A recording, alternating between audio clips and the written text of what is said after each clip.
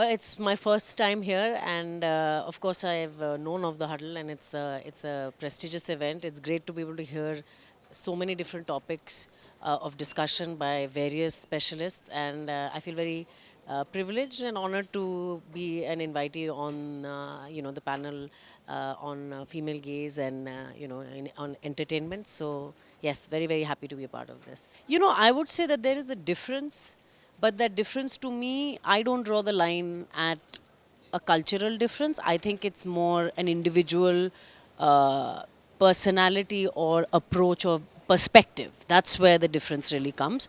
Of course, some parts of that can be shaped through by culture as well. But then India becomes a very complex reality in that sense because our culture is so diverse and so paradoxical in a sense that you actually have a perspective that you have various perspectives when it comes to the female gaze as well, when it comes to narratives, when it comes to nuancing.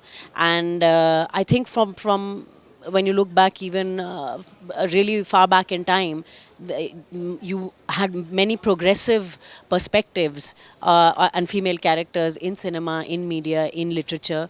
And then, there's been a kind of cyclical process of perhaps there being some sort of a kind of backward movement, so to speak, or but all those perspectives have simultaneously also existed throughout time. So India is a complex reality. I never like to compare India to a larger, more homogeneous cultures across the world. But it's something that's constantly shifting, and in the shift, as it does with anything that is shifting, there are up cycles and down cycles, and that's what keeps the wheel moving ahead. And each up cycle and down cycle has, the aspects of moving forward and the aspects that kind of pull you back a little, and that pull and push is what keeps us going forward eventually.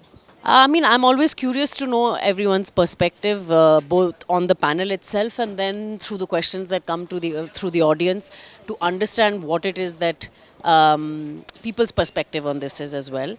And I'm not someone who prepares specifically on topics. I like to flow with what comes up in discussion, and so I'm curious to see what comes up in the discussion, and what comes up for me as points and views that I would like to put across as well.